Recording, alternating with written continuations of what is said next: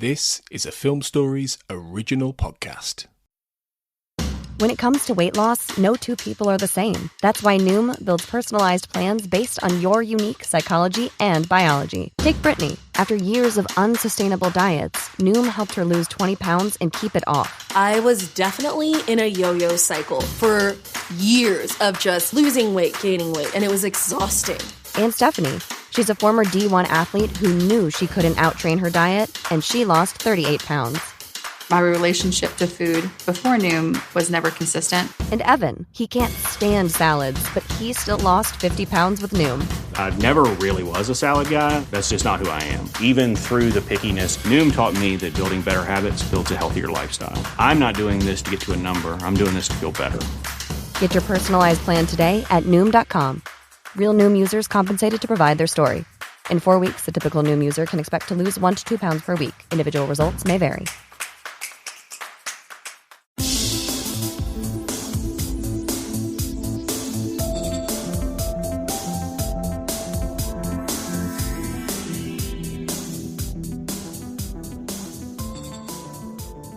Welcome back, everyone, to the Xcast X-Files Podwatch, episode 74, and today we're having a look at Rush and the Goldberg variation.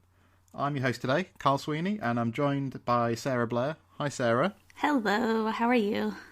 I'm very well for this time in the morning. It's 4:30 in the morning where I am right now. Yeah, it's not quite that bad here, but anyway, let's should we head straight into these ones, Sarah? Let's do it.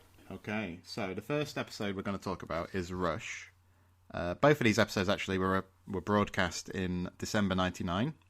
I'd always assumed that Millennium was the last episode of 99 broadcast, but that doesn't seem to be the case.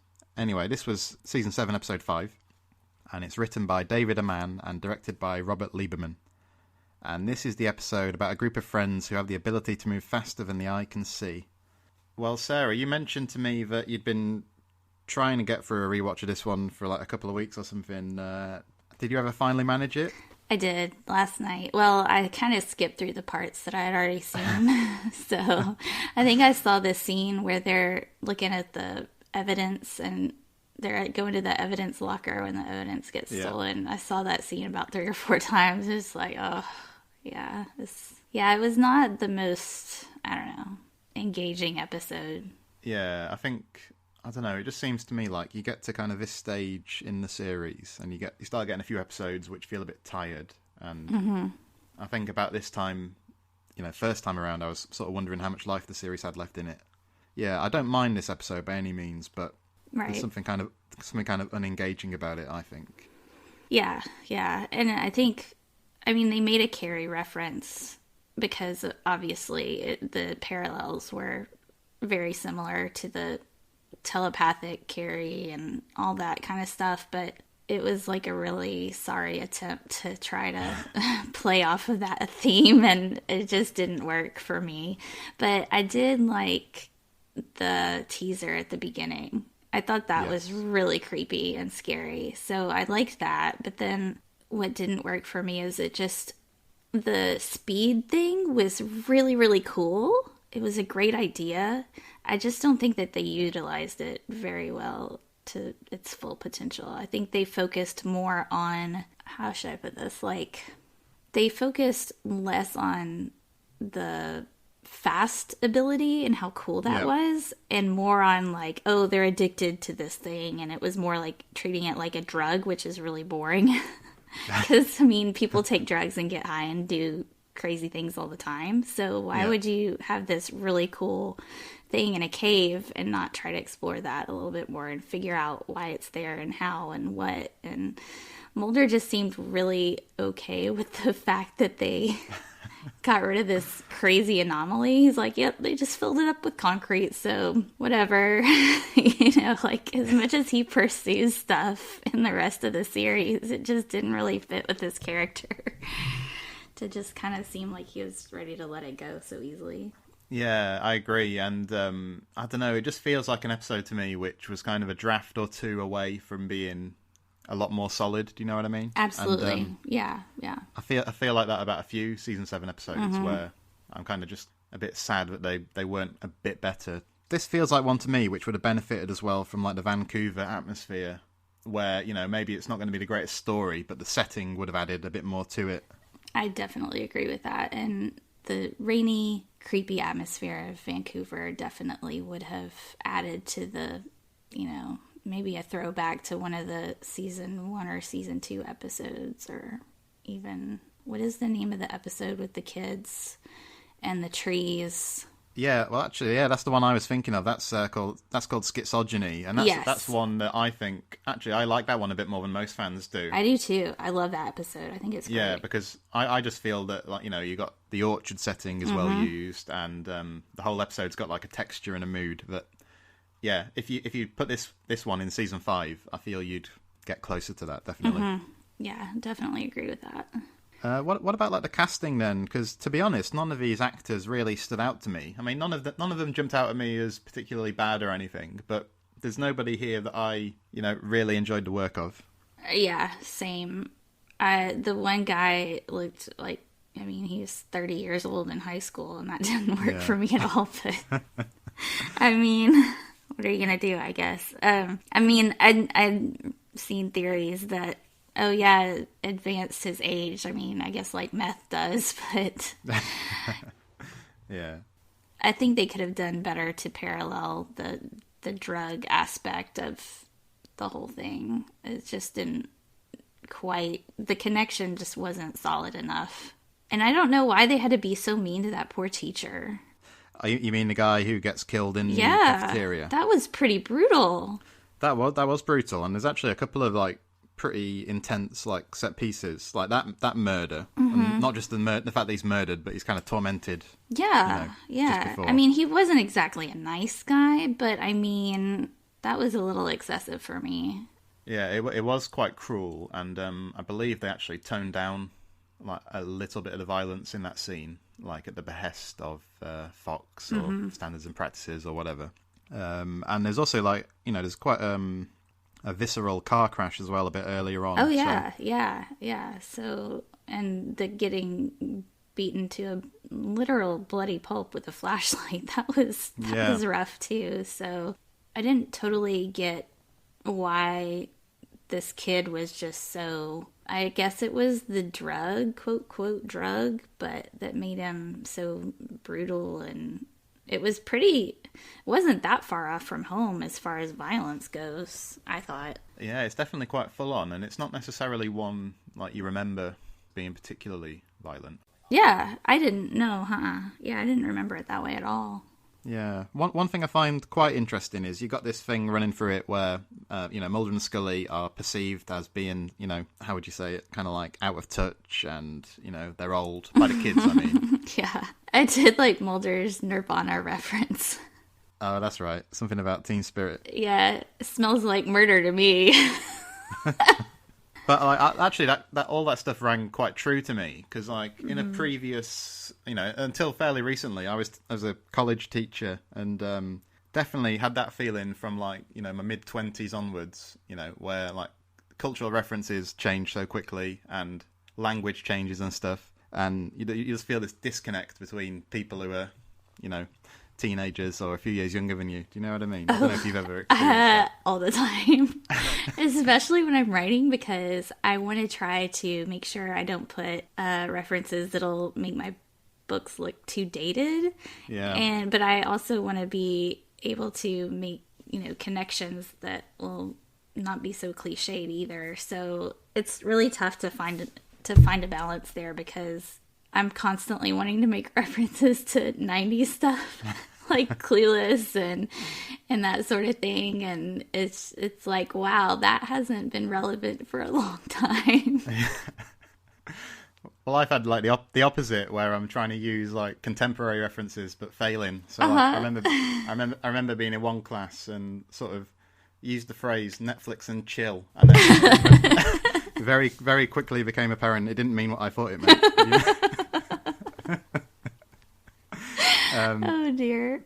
Yeah, oh dear. So actually, all the stuff with like the uncool Mulder and Scully, I actually quite enjoyed that. Yeah. Maybe it could have been like more fully developed or used to a greater dramatic purpose. I don't know, but I still quite liked it. Yeah, I always loved the Mulder and Scully dynamic, no matter what episode it is. So that always works really well. They always do a great job. Yeah, well, it's kind of interesting though, because like 2 or 3 years earlier, the series was like the height of cool. Obviously, at this point, it was still very popular and everything, but yeah, it was on a way down. So yeah, kind of was on the wane in terms of ratings and everything. So maybe that means it's an appropriate time to to portray them like this. I don't know. Maybe. I also felt there's a couple of moments where like the episode that's I remember that sense being like a child or a teenager where where you're very bored and like time just seems to be dragging. So like you say, it's not particularly subtle with like the parallels with drugs and all that, drug usage, but I thought at least it was an interesting like kernel of an idea anyway. Oh, definitely. Yeah, I think like you said before, it just needed a couple of more drafts to really make it shine. It wasn't very polished. So, but and I feel that way a lot about all of season 7, or not all of it, but a good number of episodes just feel like they were at this point sort of starting to just halfway do it and phone things in and not really up to snuff. And I wonder how much that has to do with moving to LA and everybody sort of getting busy and starting to move on with their careers and that sort of thing. Move on. I think they sort of got the sense that things were starting to wane and they were on their way out and looking for the next thing. And I think that this season 7 is sort of where that comes into play a lot, because they don't really seem like they're into it as much as they were in 3 and 4. Yeah, I think all those things you mentioned are like big factors, and but it must just be hard. I mean, how many series have you seen when they get to like season 6, 7, 8, and yeah, for sure, it's very hard to maintain like standards, isn't it? I think. Oh yeah, especially with something that has to be so different and creative. I mean, there's only so many scary things you can do. You can't get ideas from anywhere, and they can't all be winners, and they can't all be super scary, and it takes a lot to be that creative. I feel like not that sitcoms don't have to be creative, but when you've got a writer's room and you're all sitting together bouncing off ideas from each other and you've got your characters and a certain tone for the show, it's a lot easier, I think, to get stuff churned out. And when you've got the X-Files, I'm sure they had, planning meetings and everything, but then the individual writers had to go off and come up with these ideas and all that kind of stuff. So, and a lot of it was on Chris Carter too, so. Yeah, and he was obviously working on like more than one series at a time by this stage as well, because, in season 7 he was working on this, and Millennium had finished, but Harsh Realm was a short-lived series he was working on.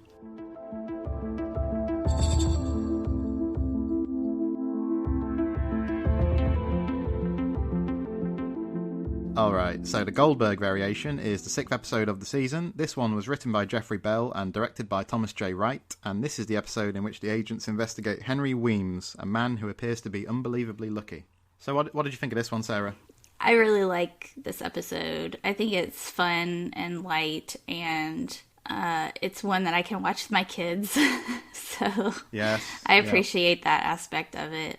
I really like the Goldberg machines and the Rube Goldberg stuff, and it's just a light, fun episode, and I really like how they played off Henry Weems' life and how it paralleled the Rube Goldberg situations, the murder, or not murders, but deaths and things like that were a lot of fun to see how they played that out.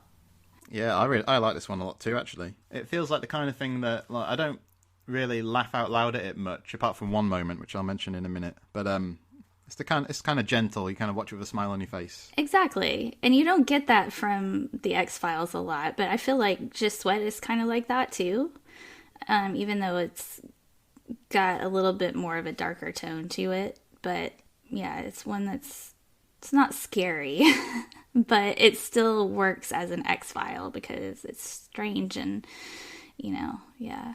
Yeah, it's nice and it's kind of undemanding, and yeah, sometimes that's welcome. I think. Exactly. Yeah. Yep. And before I forget, the moment I mentioned that I always laugh at is it's the guy who's like, he seems to be the owner of like the convenience store, and it's when he says to Scully, it's after the guy's been run over, and Scully asks him what the guy said, and he was like, said his last words were, "Maurice, I want you to have this," and Scully's like, "Mm-hmm." I just Yes. love the delivery there. He does it so well. Yeah, I agree. That's really funny. Yeah. And I love, my favorite part is when Mulder falls through the floor. Oh, when he's doing the tap or whatever. Yeah. The plumbing. and it's like they go in to ask about this guy, and Mulder, she's like, I just really need to get to work. Can you just please help me? And he's like, all right. Yeah. And then he ends up through the floor.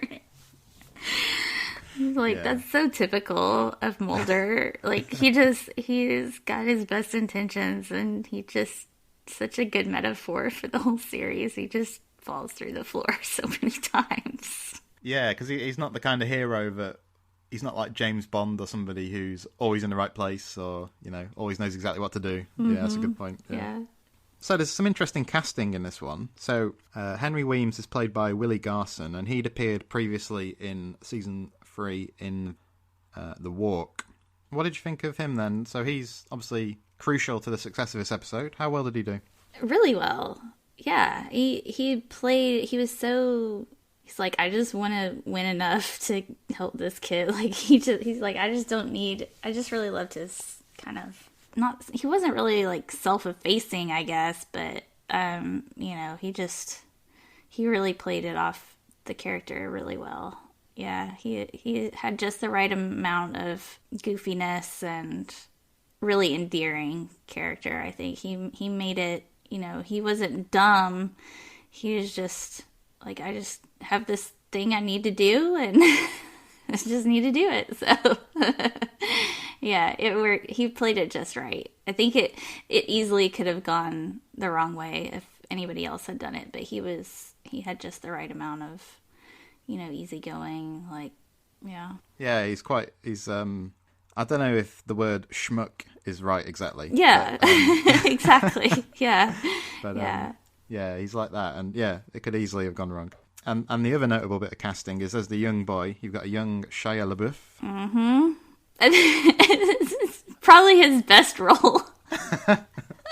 I was going to say, he grows up to become arguably one of the most obnoxious actors of his generation. Would it be rude to say this is the height of his career? I don't know. But he's cute. There's been so many guest stars to be on the X-Files before they were famous, so this is one of those times where you see where he went, and yeah. All right, so apparently this was one that when they made it, this episode came in a bit short in terms of running time. So some of the stuff you see are like reshoots that they had to go back and do to pad it out a bit. So, like, you mentioned like the Goldberg machines, the Rube Goldberg machines. I really like the fact you get to have a good look at them. Oh, yeah. Apparently those were kind of inserts to help the running time, basically. Some of them, anyway. I've always wanted something like that in my bedroom, to be honest. Me too. And did you ever play that game Mousetrap? Yes. I loved that game. I was so obsessed with that game. And I never could get mine to work just right. The basket always would get stuck. Yeah. Drove me crazy. It always kind of seemed to come apart a bit. Yeah. After you played it for a few minutes. Yeah. So there were a couple of points where I felt like it did feel a touch padded. Like the teaser sequence is like 5 minutes long. I kind of felt it took a while to get to the point. Yeah, I just thought it was interesting that you hear quite a bit about episodes that go over time, but this is one that came in under. And in a way, I can appreciate that because it's just a very simple story, so I can understand why they got through it really fast, because they didn't need that much to keep it solid. So as far as runtime goes, I can see why they might have to pad it out, because it's just a straightforward storyline and there's just not a whole lot to it. It's like, this guy just needs to win some money and, there you go. So, but it's all centered around, the machines and that kind of stuff. So as far as story goes, it was just a good little story, which I appreciate. Yeah, the other like minor quibble I had is, you know, like the scenes with the deaths. So like I'm thinking of when the mobster comes in and he ends up getting trapped in the ceiling fan. Like, I get what they were going for there, but I think that if this episode was like to be a classic, those scenes would need to like really kind of make you gasp at like their ingenuity. Yeah. Whereas here, like the editing's quite choppy. You get what's happening. But what would be really good is if you had some, I don't know, if the director was like a real visual stylist, those scenes would kind of amaze you, I think. And they'd be like really intricate and stuff. But I didn't quite get that sense here. I wonder how much of that is writing and how much of it is directing, or both. Like, it has to make sense. And because it wasn't really a supernatural type thing. They really did make it more of a coincidence where, like, everything really did have to, because I guess the Rube Goldberg machines are based in, like, solid physics. So the physics actually had to work, even though it was extraordinary, it wasn't supernatural. So I guess that was a little bit difficult to work around.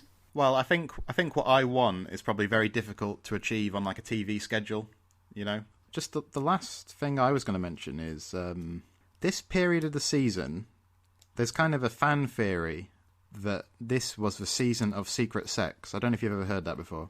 And what it's based on is that after the Millennium Kiss, in episodes like Rush and the Goldberg Variation, if you look at like Mulder and Scully's body language and the way they greet each other and stuff like that, they seem a lot warmer and more open with each other. And so the fan theory is that after Millennium, they'd started sleeping together. And I just wondered if you'd like heard that, or if you had any like thoughts on it. Well, as a shipper, obviously, yeah. I mean, you considered it at length. Well, I mean, in my opinion, they've been at it for a lot longer. But in my personal imagination, they've been at it since, early on. The pilot, basically. It didn't stop with the bathrobe, okay? No. No, yeah, like, I definitely noticed that, and especially, they're a lot more touchy-feely, and, like, in Hollywood AD, they hold hands, and they're just a lot more relaxed around each other, which definitely sort of backs that theory up, for sure, and I felt like they've been going at it at least since Memento Mori. I don't know, because I mean, in The Rain King, she is talking to the woman in the bathroom, and she says, it sounds like she said they've never even kissed, But that she could be lying, or they could have been having sex but not kissing. You never know.